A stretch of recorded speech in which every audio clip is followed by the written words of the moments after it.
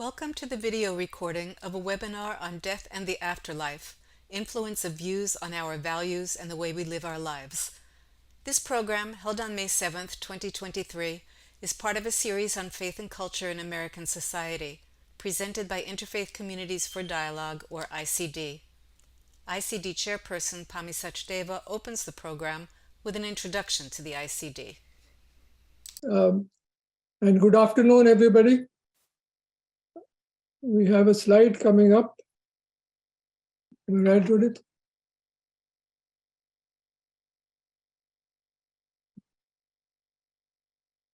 Okay, wonderful. I'm just going to give you a very quick overview of what we do in ICD.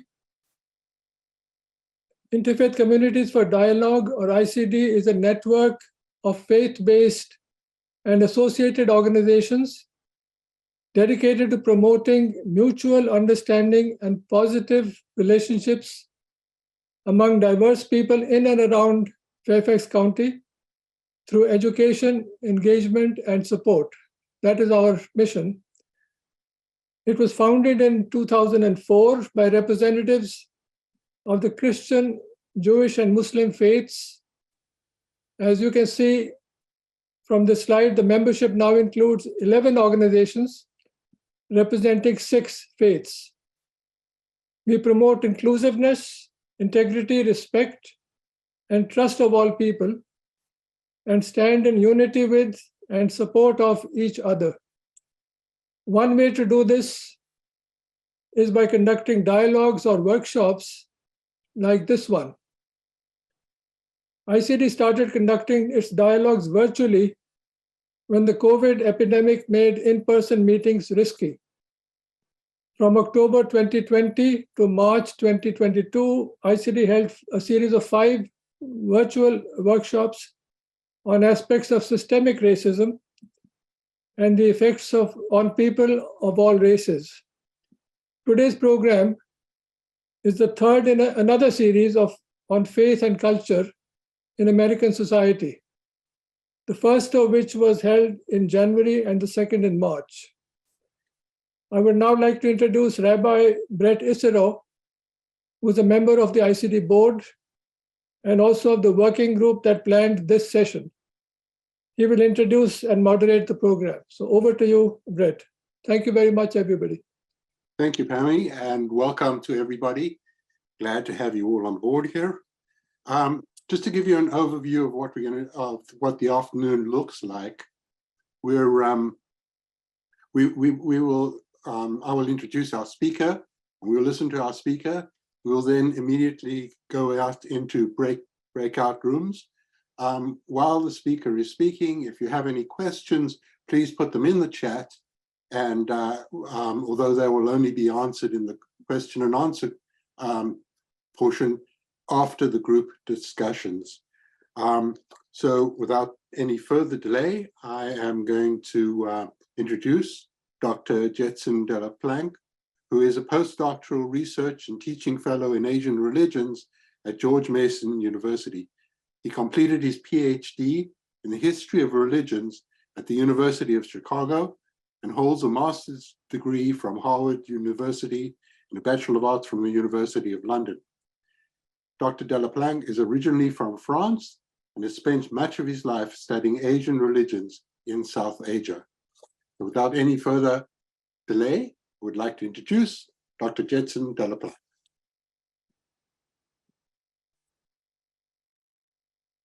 Can everyone hear me? Yes? Okay. Thank you so much for this kind introduction, Brett.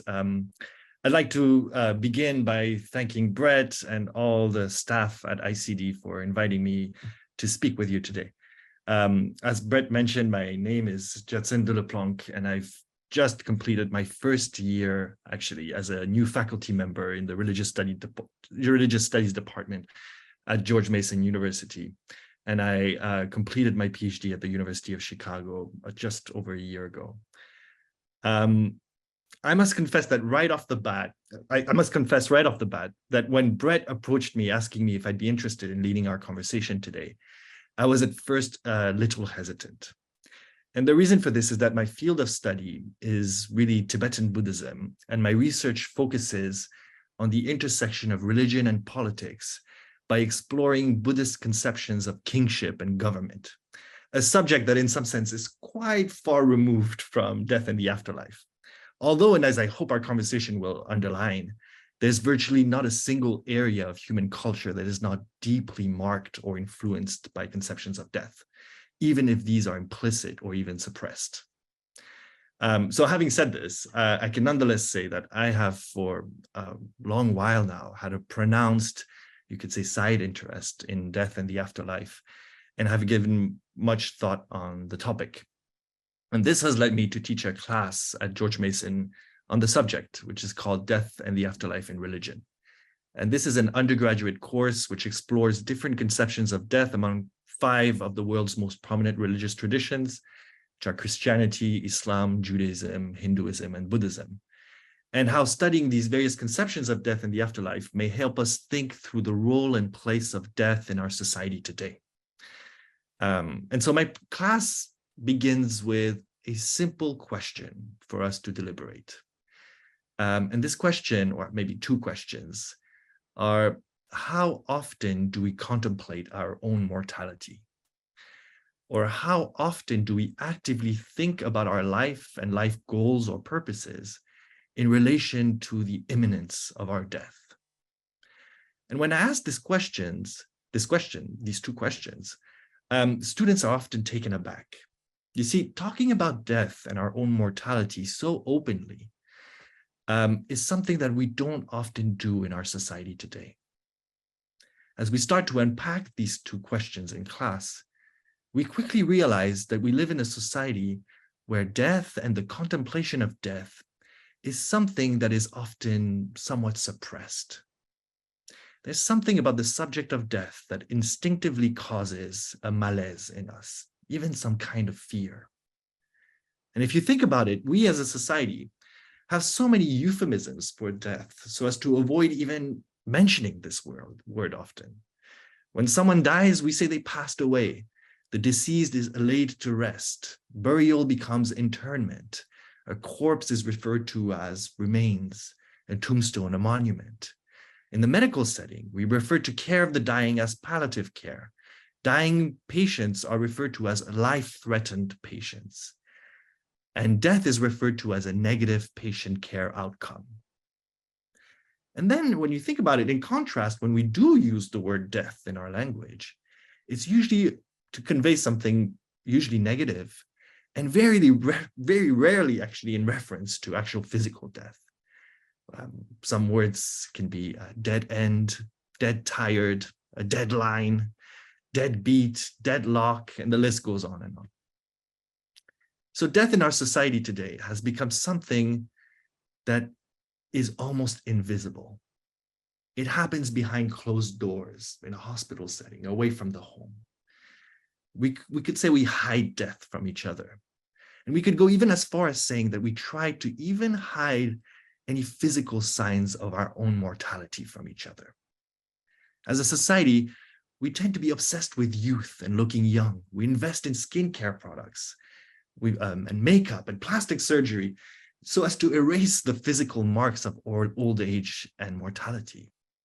And then when death eventually happens, we tend to quickly hide it from each other by an elaborate process through which a corpse is beautified and made presentable, taking away any signs of death and making the deceased appear not dead, but in a deep sleep.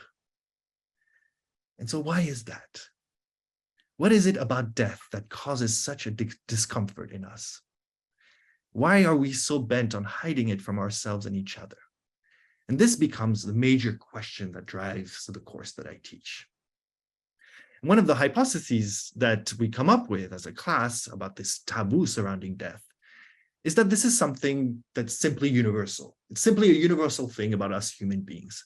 We're basically so freaked out about our own mortality that we want to avoid facing this fact at all costs, and so we avoid bringing it up. The thought of our own finality is something that is, in a sense, deeply perturbing for us, and therefore we just suppress any conversation about it, with the idea that basically out of sight is out of mind, right? And there may be some truth to this statement. But then if we start to zoom out of our current era and start looking at the story of humanity from a broader perspective, we very quickly realize that this denial of the reality of death is actually something very recent. In fact, we as humans have spent so much of our collective time on this planet thinking deeply and speaking openly about the reality of death and its meaning for our lives. Entire religious systems and worldviews revolve around the idea of death and its aftermath. And we as humans have spent, you could say, an inordinate amount of time and energy thinking and articulating these ideas. So the first insight that my course tries to bring about is how our current societal ideas about death are not universal, but actually historically contingent. That our current views of death represent in the big picture only very recent developments in our society. So what are these recent developments then? So to help us think about this in the class, we turn to the work of Elizabeth Kubler-Ross and what scholars of thanatology, which means the study of death, have referred to as the death movement, initiated in the 1960s and 70s in America. For those of us that are not familiar with the work of Elizabeth Kubler-Ross, she's a clinical psychologist who has now published a number of books on the experience of death and dying in America. But really her most influential and groundbreaking book was called On Death and Dying, which was published in 1969, which really sought to raise attention to the alarming conditions in which most Americans were dying at the time. In a nutshell, Kubler-Ross argues in her book that there's a fundamental problem with how we deal with death as a society. And she's the first one amongst many to call America a death-denying society. For her, this fundamental problem can be traced to what she and others have termed the medicalization of death in America. The argument basically goes that from a medical perspective, we've made these immense progress on how to preserve life and drastically improve the outcomes of mortality. But we have also profoundly regressed in our interpersonal skills, even our humanity, in how we conceive of and approach death with our patients.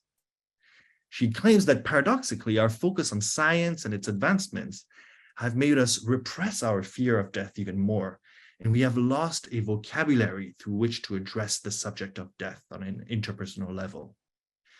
She tells us that in comparison to how death used to be before the rise of biomedicine and the hospital, death was now more lonely, more mechanical, and deeply dehumanized. Dying patients have lost most of their agency in the hospital setting. They're largely taken out of the decision-making process and bereft of any sense of agency. Remember how a dying patient is referred to facing a negative patient care outcome, right? And so for Kubler-Ross, the solution to the problem of our repression of death is quite simple. It's to break the silence around death, to reintegrate death into our lives, to give a voice to the dying, and to think about our own mortality and how life can only make sense or only have sense in relation to its own finality.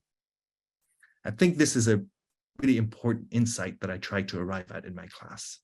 The insight that to speak about death is really to speak about life.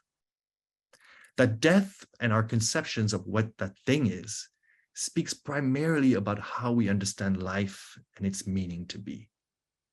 And so what I invite us to do today as a group is to really speak about death and how we relate to this fundamental event of humanity in relation to our lives. There are very few things that we can be certain of in this life.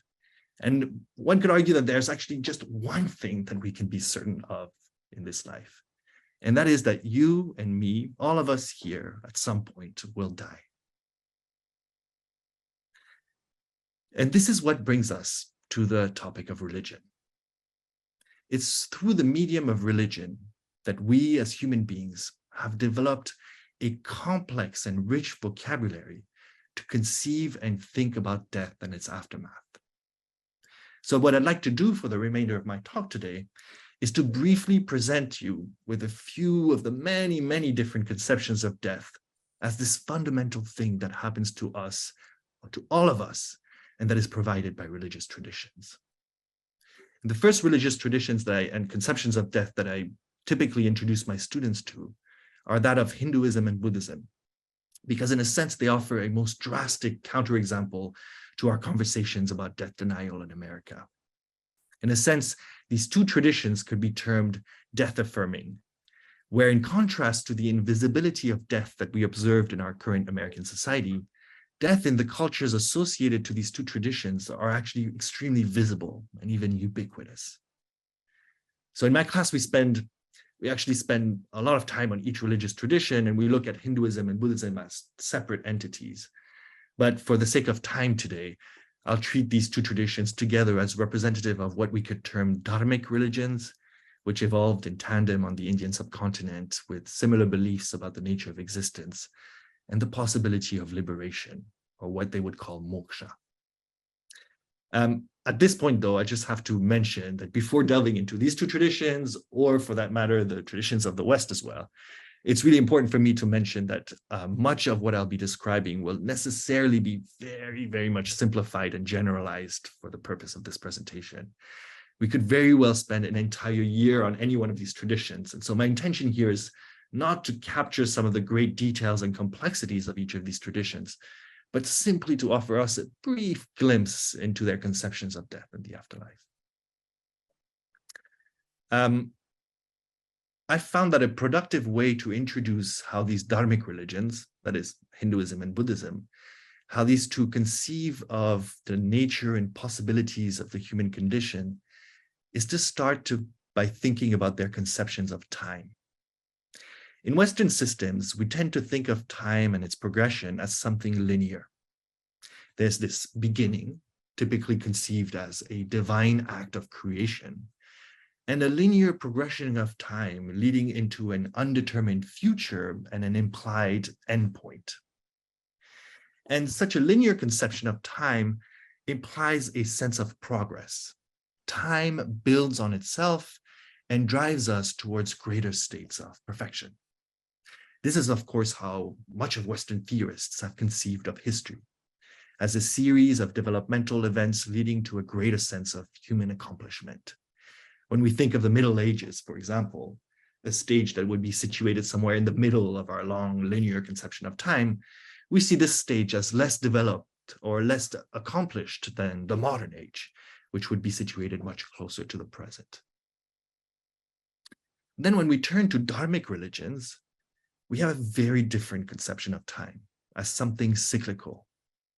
In contrast to linear conceptions of time, a cyclical conception of time implies that there's no beginning and that there's no end. And as a result, there's no notion of a sense of progress in the same way that we have in the West. History repeats itself, in other words. A cyclical conception of time is actually more in tune, you could say, with what we can observe in the world and the way it functions.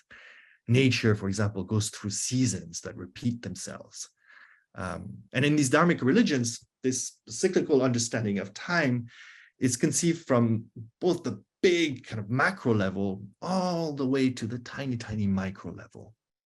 At the macro level, there's this understanding of universes coming into being and existing for millions of years, and then eventually decaying and disintegrating before new universes come into being and the process repeating itself. And this is quite in harmony with our understanding of astronomy and how our current universe came to be through this Big Bang theory, right? And this very long duration in these dharmic religions is understood as a mahakalpa, or a great eon. And then at the very micro level, things work actually in exactly the same way. There's a conception of the material world being constituted by tiny, tiny particles that are invisible to the eye, what we could term atoms, that also rapidly come in and out of existence. They come into being, decay, and disintegrate before coming into being again. And in some way, coincidentally, this also is kind of in tune or in conversation with some of the things that we're thinking about in the field of quantum physics. Be that as it may, what I'd like us to focus on is not the macro picture nor the micro picture, but the human picture. In just the same way as universes or tiny atoms, we humans also experience life as cyclical. What does that mean? We come into being through birth, exist, decay, and eventually disintegrate. We die. And then the process starts all over again. We are born again and live, decay, and die, and repeat. The process of rebirth is what dharmic religions call samsara, or cyclic existence. And in accordance with this understanding of the human condition, you and I, all of us here, have died and been born billions of times, to the extent that Buddhists, for example, will often say that because we've been reborn so many times, that every single one of you at some point in a past life were my mother. Now, for these traditions, life as we live it is actually not that great. And it's conditioned by what they term dukkha, or unsatisfactoriness. Dukkha is often translating as suffering, but I tend to prefer unsatisfactoriness. You see, for dharmic traditions, we as humans are actually caught in this endless cycle of rebirth because we haven't figured out something really fundamental about our existence. What fuels this endless process of rebirth and cyclic existence is what they term karma, which is a law of causality that determines the conditions of this life and future lives. In a nutshell, the actions and intentions that I have in this life, will set in motion consequences to be experienced in this life and the next. It's kind of a butterfly effect, if you will. The seeds that I sow now will at some point produce its fruits. Now, the problem is that we as humans are basically constantly sowing the wrong seeds, or you could say the wrong intentions.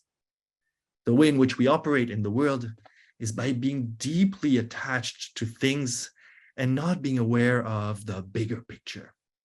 In the dharmic worldview, I navigate the world in a constant state of craving for material things and for mental things. I'm constantly projecting my happiness and well-being onto something external, whether that be material or not. For example, if only I had this Ferrari, I would be so happy. Or if only I found a partner that I love, I would be so happy.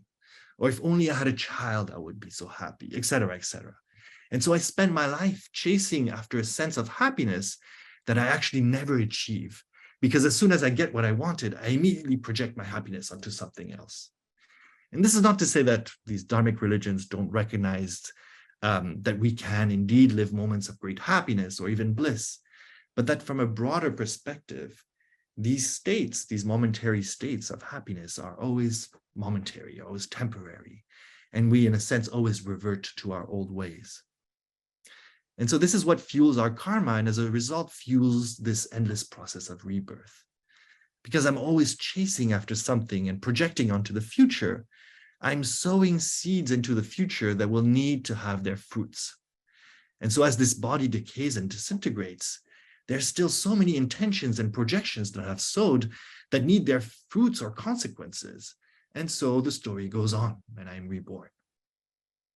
Now, importantly, these dharmic religions posit that we can break free of this endless cycle by realizing that we actually don't need to crave anything. We actually have already everything to begin with. We as humans are actually divine, but we fail to recognize this. This idea that I have of this Jetson with all his needs and wants is very limited. And they will say, I'm actually much more than that. I am one with the universe. So these dharmic traditions are all about realizing this fundamental nature of ours, which is one with the universe.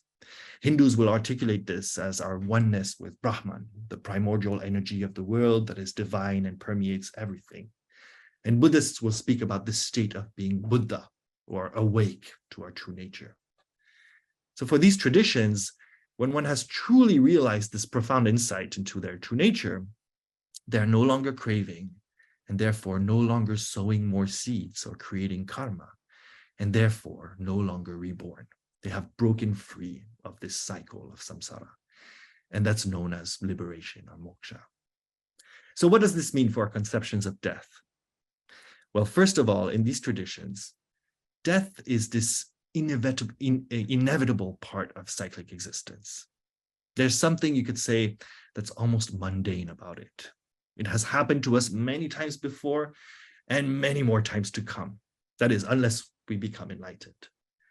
But more importantly, a really important insight from these traditions is that death is not the opposite of life. Death in these traditions is the opposite of birth, not life. And both birth and death are part of existence or life as a whole. And death is also not something final. It's a transition, right? Transition into a new birth. It's a passage. Death is also an opportunity. For these traditions, the moment of death, the moment itself, is so important because the kind of intentions we have in this moment, the mental states in which we are, can greatly determine the conditions of our next rebirth, or even provide us with an opportunity for liberation. If at the moment of death, I'm able to realize my true fundamental nature and let go of all the desires and cravings I have in life, I may achieve liberation in that moment and no longer be reborn. So based on these insights, the ideal death in Hinduism or Buddhism is one that occurs with a very particular mindset. I would say there are three very important qualities that one needs to develop for an ideal death. And these are to first face the moment of death in a state of complete fearlessness. To be able to voluntarily relinquish this body in the material world without any attachment and welcome the opportunity that this moment gives. Now, and then the second really key state is being in a state of awareness of what is happening. You want to be fully conscious and aware as you're going through this opportune transitional moment. Dying in one's sleep or under heavy medication, for example, is not ideal in these conditions, in these traditions. And then third and finally, a really key element is to be able to be fully focused on the divine as the bridge to liberation. Attachment to the world will bring you back to the world, whereas complete surrender to the divine and to the experience of bliss in the divine can mean staying there eternally. The moment of death in these traditions is basically the last big test in one's life. It's a mirror on one's spiritual development. We don't have time to get into this now, and I'd be happy to speak more about it later, but some of these traditions have developed these really elaborate practices in order to prepare oneself for this passage. The Tibetan Book of the Dead, for example, is basically a manual for navigating the in-between state between death and rebirth. But moving on to the Abrahamic traditions, we then have quite a different picture of death, but with surprisingly similar consequences to what these conceptions of death and the afterlife mean for our lives. In speaking about the Abrahamic religions, we have to begin with Judaism. And I must say that this is quite a difficult task because Judaism has extremely varied conceptions of death and the afterlife.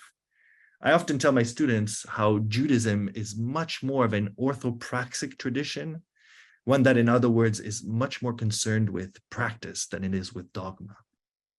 If we look at the Hebrew Bible, for example, there's actually very little reference to death or the afterlife. The Bible's position on death is basically, from dust you come and to dust you shall return. The focus, rather, is on life and how to live it well. That said, and as you all know, the Jewish experience right from the start has been one of persecution. And this experience of persecution and diaspora eventually led the tradition to articulate very distinct and you could say novel understandings of death and the afterlife. The entirety of the Jewish faith is based on this covenant between the Jewish people and God, right? What are the terms of this covenant? Basically, that if humans enter into a partnership with God, worship God, and follow his commandments, living a righteous life, honoring God, then in exchange, God will preserve the world, guarantee a lineage to the Jewish people, and bless them with prosperity. Now, as the Jewish people were experiencing persecution in the early centuries before the Common Era, there became a real problem with the covenant. We had this situation where those loyal to the covenant were being persecuted, and those betraying the covenant were lavishly rewarded. And so this would lead to these new conceptions or beliefs in the possibility of resurrection and the world to come. In other words, a new messianic age would come in the future when those who were martyred by being loyal to the covenant would be rewarded by being resurrected from the grave and able to partake in the restitution of a righteous and just world. And herein also comes the belief in a final judgment, right? When on the day of resurrection, God will separate the righteous from the wicked and allow the righteous to partake in this world to come. This belief in the resurrection has really important implications for funeral practices and for how Judaism understands the body. In Judaism, the body is of immense importance, as it's an act of creation of God and in effect belongs to God. And it's from the remains of that body that God can resurrect us. And so as a result, Jews treat the body with immense respect, and care for the body is extended from the moment of death all the way to internment in the grave. Great care placed in the body. And then something else that I think I should say about Judaism is that it also has a really powerful way of processing grief and mourning. And I think this is no accident, and it relates to the Jewish experience.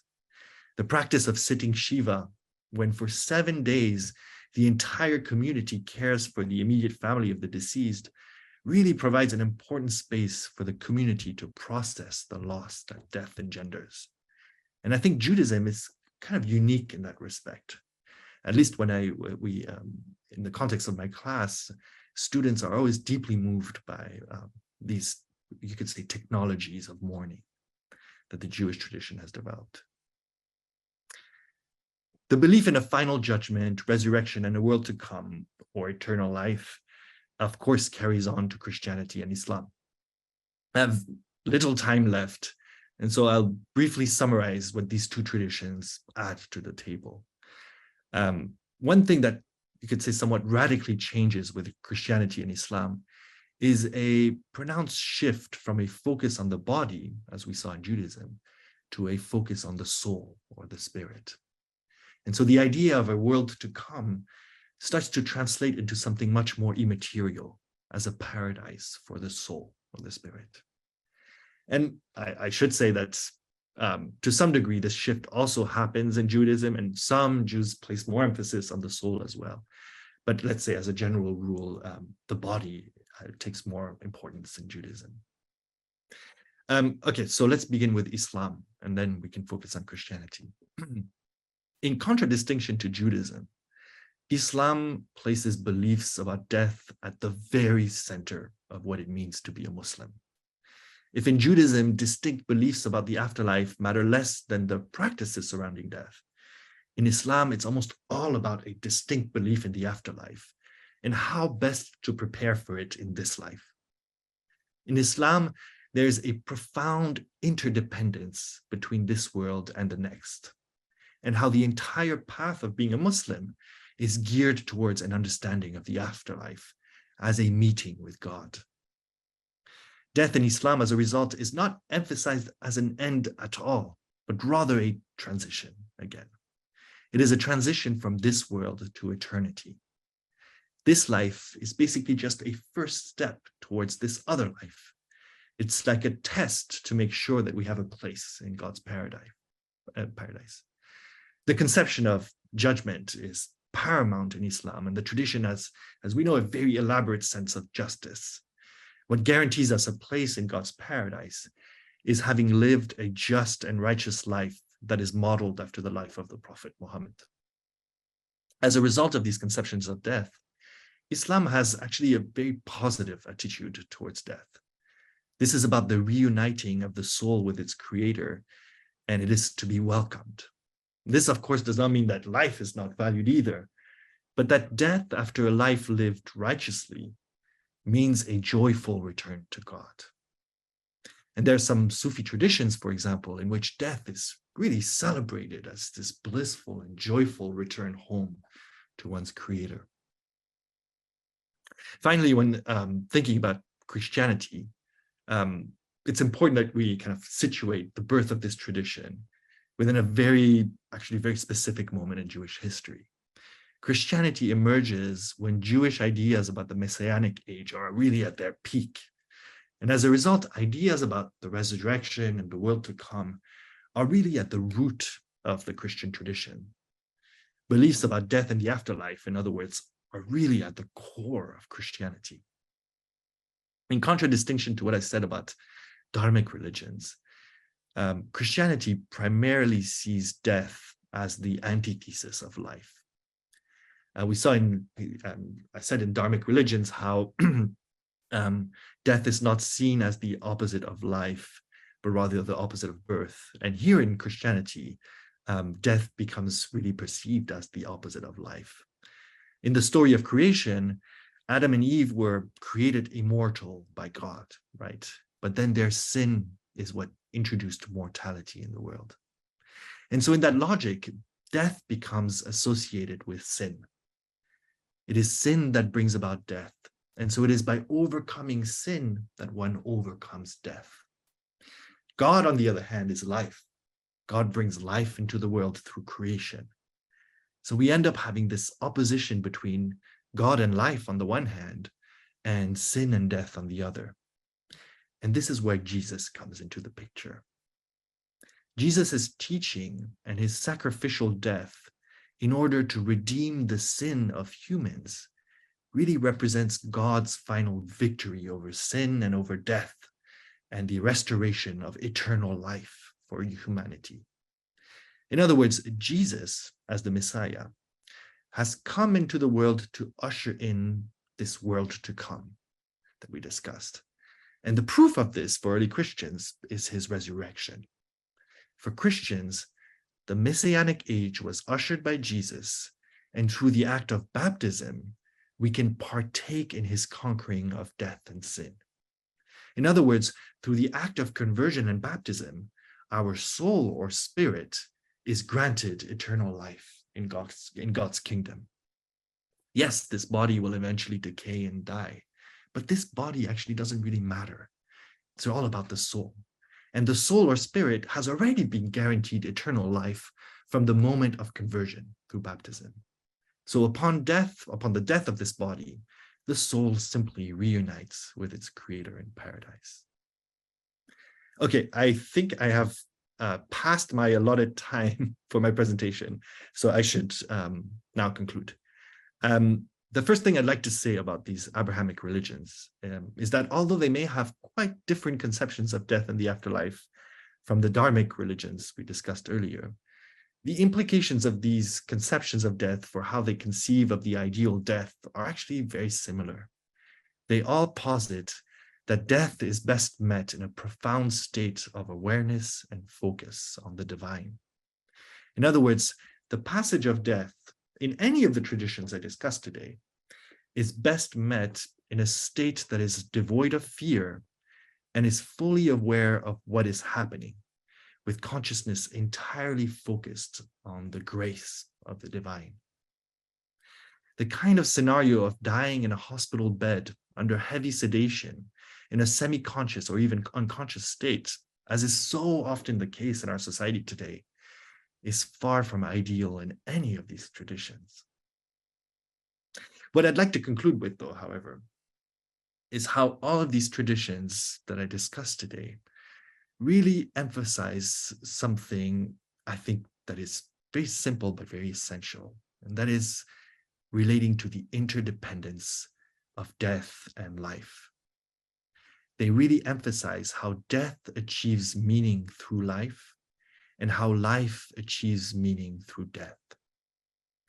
The moment of death and the aftermath of death is entirely dictated by how we lived this life, right? And then the way we live this life is entirely dictated by how we relate to death and our mortality. There's this, in other words, if there's really one thing that I think religion can really teach us about life and death, it's how these two spheres are entirely interdependent. One cannot go without the other. And this raises really important questions for how our society has been bent on repressing or even denying death. I think that fundamentally, Kubler-Ross is right when she urges us to reintegrate death into our lives. I think that fundamentally, it is only when we can fully and fearlessly welcome the idea of death into our lives that we can really fully live. And one of the major steps in that direction, I think, is to simply talk about death and what this thing means to us. And so I welcome us to have conversations with each other for the next 30 or 40 minutes on this subject, on what death means to us and how we relate to this state. Okay, thank you so much. Thank you, Jason. I think you have given us a huge amount to think about and certainly to discuss amongst ourselves. So we are immediately going to go into breakout groups and of 6 or 8 people and a moderator. We have some starter questions for people to discuss, which will be presented. And as we go out, I'd like to remind you, please, to keep your mind open to other people's perspective. And we're a really mixed group, so please accept other people where they are and where they are in the moment, and enjoy the discovery of new ideas. Speak with sincerity, and please keep your comments brief, because so everybody can get an opportunity to participate. So the questions that will frame our group discussions are kind of around: what, in your opinion, happens after death? What is your idea of an ideal passage from life to death? In what ways do your views of death and the afterlife shape how you live your life in this world? And what life experiences have you had that have shaped your beliefs about death and what happens after death? So everybody has been randomly assigned to a breakout group, and we encourage everybody to share your thoughts. Please,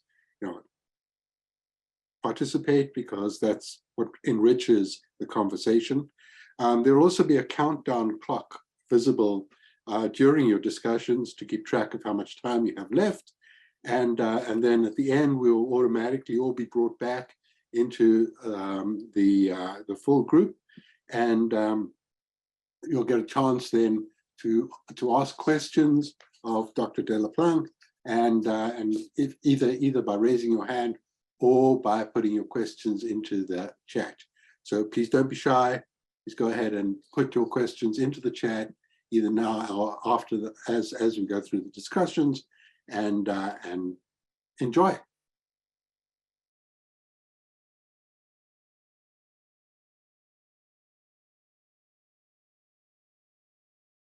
think we're all coming back together. So welcome back, and I hope you enjoyed those breakout groups. And I have no doubt that the conversations raised a number of questions. So please go ahead and put them in the chat or raise your hand, and we'll ask as many questions. We'll have as many questions answered as we can. I just want to make sure. Yeah, everybody's back. So I think Judith is going to monitor the chat for me, and I will continue to look and see if we can find if anybody has raised their hands.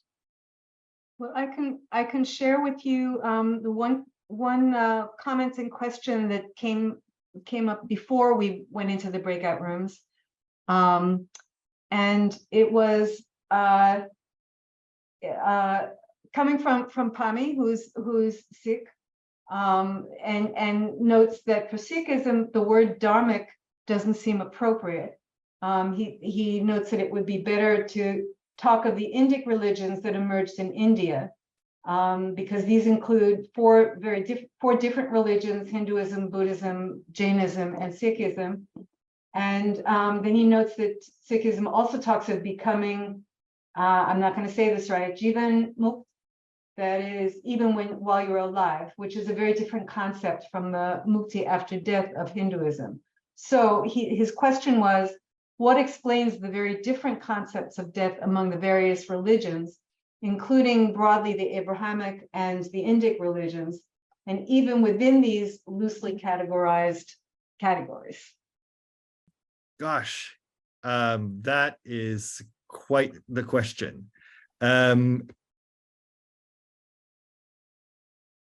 I first of all fully appreciate the comment about using the term dharmic and rather using Indic religion as more appropriate, one wanting to be, let's say, more inclusive of the four traditions, including Sikhism. I could not agree more with this suggestion. And I think in my case, let's say to my defense, the only reason why I wanted to include or use the word dharmic in that is that I was referring to just two of these in particular, which refer to their traditions through this term. But if I can try to kind of conjure what the question was, is the question asking, or Judith, could I ask you to restate the question? Is the question asking what accounts for these changes or differences in conceptions of death among these various traditions? Well, perhaps we could actually ask Pami to jump in, unmute himself, and we can give him permission to unmute, and maybe he would do a better job of explaining what he's getting at. Yes, that would be wonderful. Okay, well, thank you, Judith and Jetson. I think even first listening to you and listening to these small group discussions, we had such a variety, even amongst the five of us in the small group, about how different traditions think of death, and therefore what comes after death. And when it almost is, it's just an accident of birth that we happen to be born in a particular religion, and therefore we think of those things in those terms. And I mean, there's no one way of saying, well, this is the best way of getting to heaven or getting to moksha or anything, because some people don't even believe in those concepts, right? If that concept doesn't exist for you, I mean, then of course we've got to find other ways of getting to wherever that destination is going to be for you. Reincarnation is one possibility. There are so many others.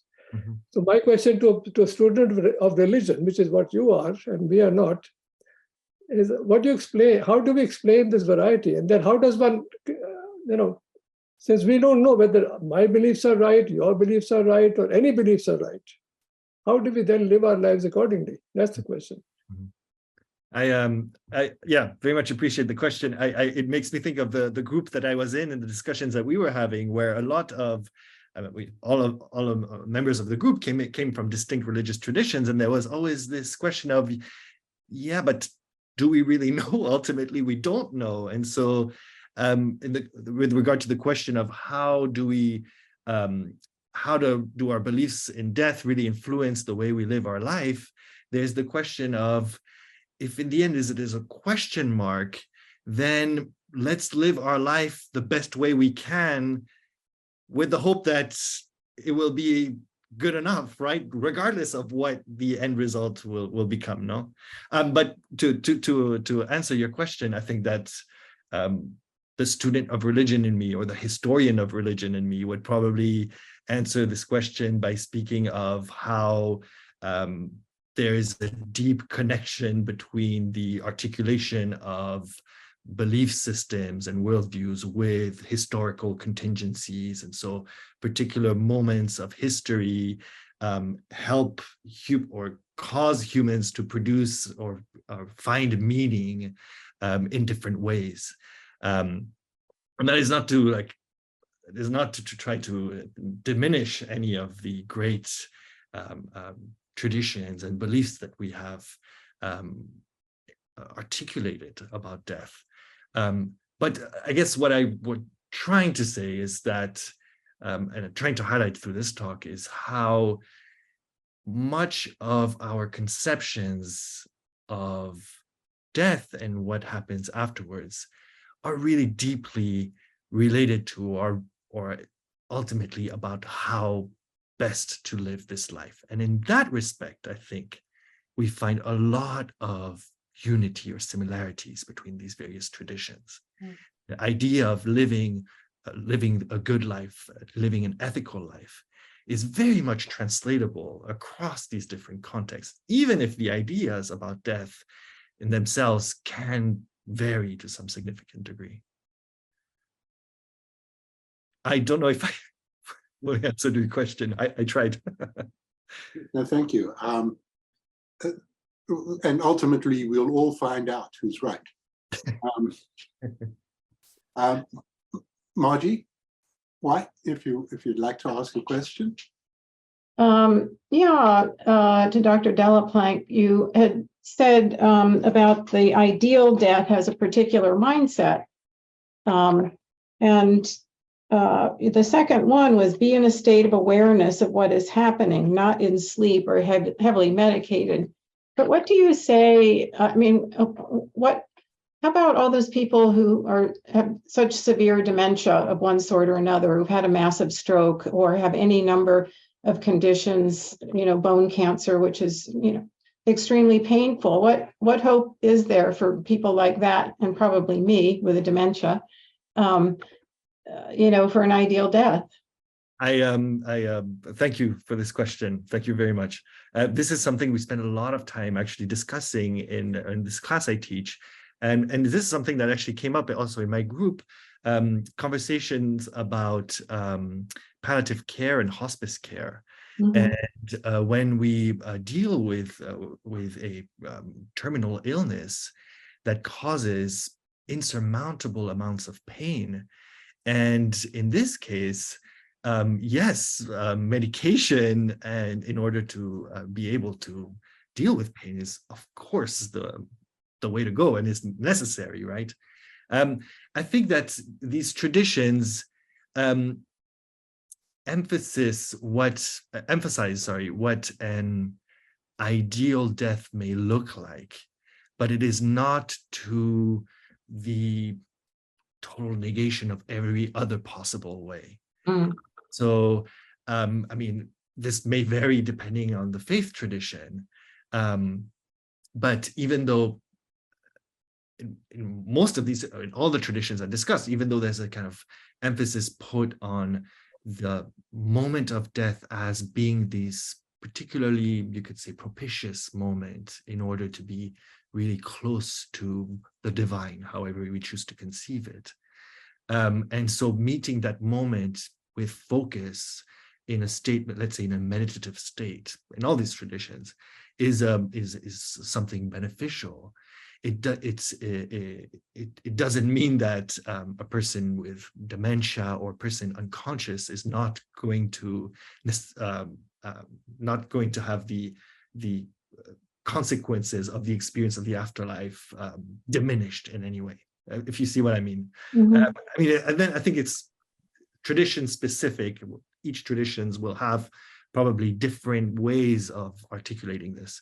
But I think there's a kind of ideal type out there, and then there's the reality of each and every circumstance that may completely vary. But as a goal to aspire to, I would say, there is this articulation of, and I would say more than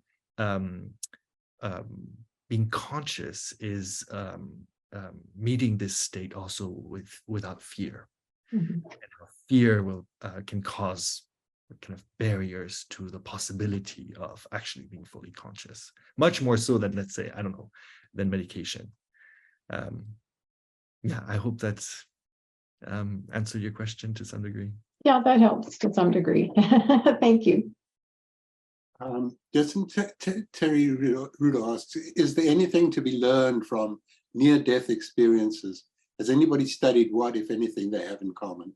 Yeah, that's a great question. And in my class, we actually spend a week reading Raymond Moody's Life After Life. For those of us who don't know, Raymond Moody was a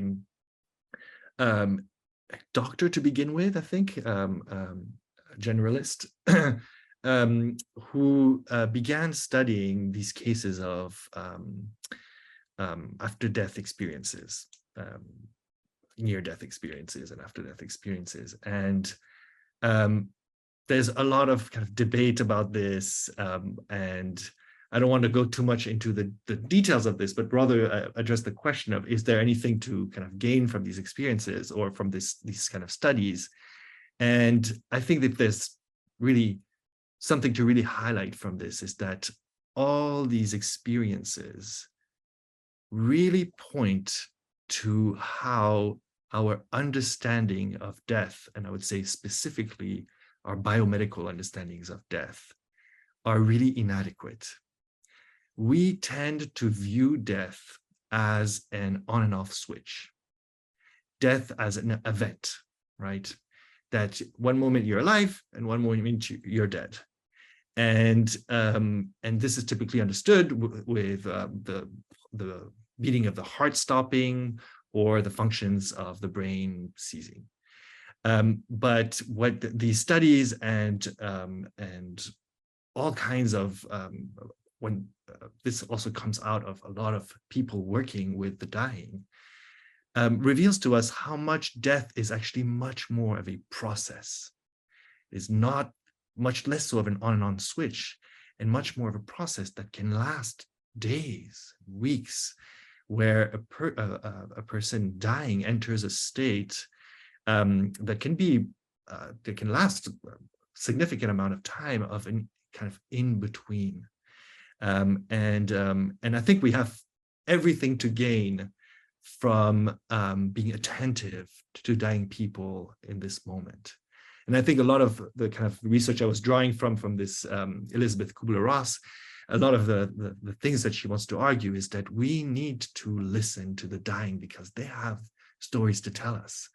And this close moment to death is, I personally see as a very sacred moment where we have a lot to learn about what it means to be a human, actually. So yeah, I don't know if that answered the question.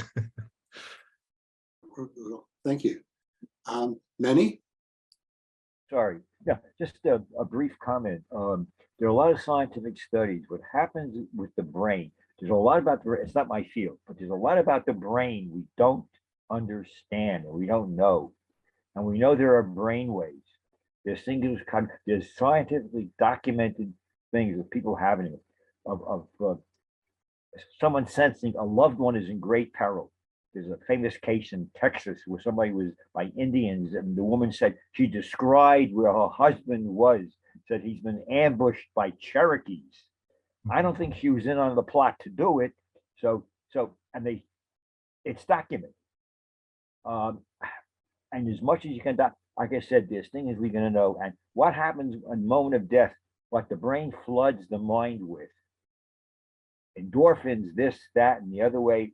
And I think they had in Dead Man Walking or whatever it is, a thing about Sister Jean. I kind of believe if there is an afterlife, what your punishment is, maybe at this moment of death, if you've done bad things, this is what stays with you. And if there is an eternity, that stays with you through eternity. And if you led a good life, when you're dying, good thoughts, and that will stay with you somehow, metaphorically, for eternity. But Thanks. again, thank you, Dr. I'm mispronouncing your name. This has been a wonderful, to the whole group. This has been really a very wonderful conversation. Thank you. If I can just add to this, so Manny was in my group, and we had such a wonderful conversation with him. But if I can, this conversation about the brain and its power, I'm someone who specifically studies Tibetan Buddhism and Tibetan systems. There is a common occurrence in the Tibetan Buddhist world of a phenomena that they call Tukdam. And what Tukdam is about is that they are experienced meditators that are able to prolong this process of death for a very extended durations of time in ways that really challenge actually how we understand death scientifically. And so what happens typically is when we die, our heart stops to beat, our brain stops to function, and in a very kind of rapid way, depending on the particular environment, like temperature, but in very rapid way, our body starts to decompose, right? It starts to decay. And in this case, we have these meditators that sense the moment of death approaching and choose to enter death in this state of meditation, and who are pronounced clinically dead in their meditative state, where their heart stops to function, stops to beat. And however, for extended durations of up to 3 weeks, a month in some cases, the body does not decay. And this has been documented in places like in the summer in India, where the temperatures are like 100 degrees, right? And where within hours we should start to have bodily decay happening.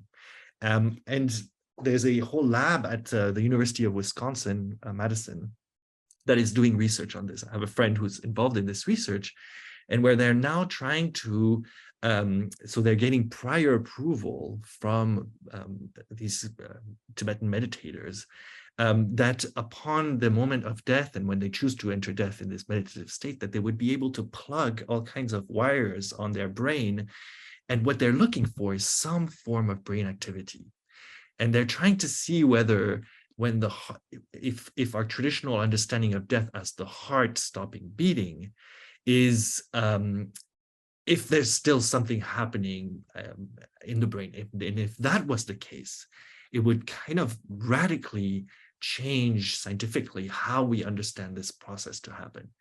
And the research is still kind of in its infancy in some way, and they've had a lot of kind of problems with how to get these electrical wires on the head of these meditators, because you have an army of disciples guarding the body, and it's actually, you have to like kind of, it's I think quite invasive to do this in some way. And so there's been some kind of failed attempts, but so far they have not been able to actually see any brain activity. But it's still basically a question mark. But yeah, what Manny said just brought this to mind. How there's a real question about death and what its process is, and it possibly being much more so related to brain activity than it is to the heart. Great, thank you. Thanks very much indeed, Justin.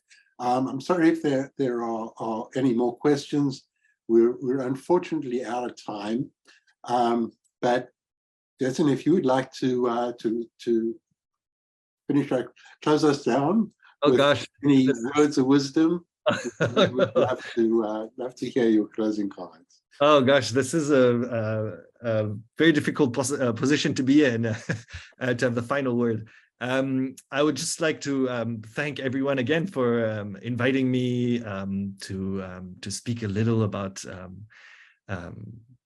this work that I do, and also it was so amazing to sit in the room and listen to my group speak about these questions. If I can share with you how, I teach this class called Death and the Afterlife in Religion to at George Mason to undergraduate students, and there's something very different to speaking about death to a group of 20-year-olds than it is to a more elder generation who clearly has thought about this a lot more than the 20-year-olds. And so if anything, I'm deeply humbled and thankful for having been privy to some of your conversations. But if I had to have a final word, I think is really how I think we live in a society today that is in deep need of reflection and conversation like we are having right now. I think there's a thirst amongst us as humans to speak about this subject and to relate our lives to the possibility of an aftermath to death, or how we conceive of our life in relation to its own finality. We are kind of, I think, bombarded by a cultural system that projects onto us a sense of immortality. And when the moment of death finally comes, it's almost like it catches us by surprise. And I think we have everything to gain from contemplating our own death, I would say, on a regular basis. And we have a society that would typically consider this as something, almost something morbid to do. But I would challenge this and think of this as something that is actually deeply valuing life and its possibilities. If there's, as someone who's been interested in death and conceptions of death, and I mentioned this in the talk, I think if there's a real takeaway to get from thinking about death, is that thinking about death and speaking about death is thinking about life and speaking about life. And so I think that having a healthy relationship to our life means having a healthy relationship to our death, and thinking and speaking about this subject together. And so I thank the organizers, I thank everyone for being willing to actually break this silence and to engage with this topic today. And I hope we can do so on a regular basis. Thank you. Thank you, Jason. Thank you very much indeed. And I think you might be finding that in one of your future classes, you're going to have some somewhat older people enrolling. That would be amazing. I would welcome that. Absolutely. To George Mason, because they do allow people of our age to.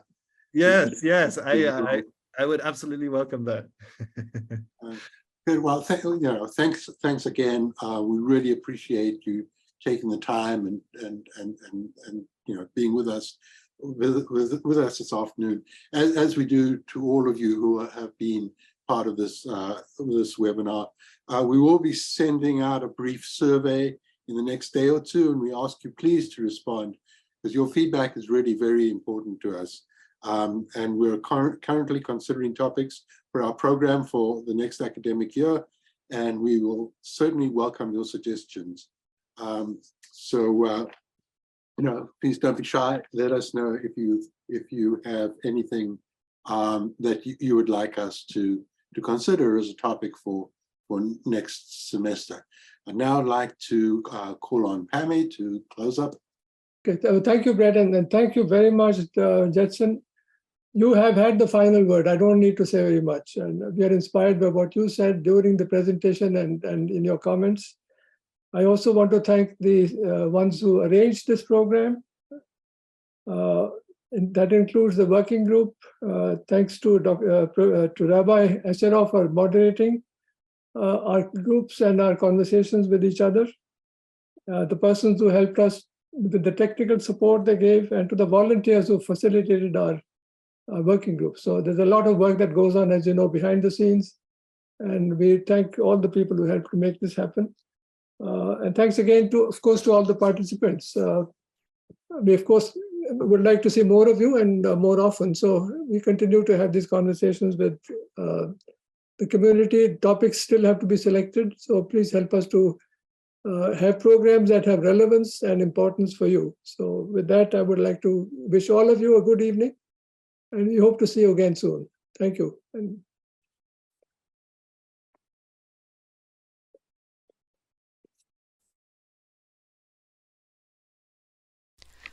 To view other workshop videos in this series, click on the playlist button below. To subscribe to our channel and receive notifications of new videos, click on the subscribe button below.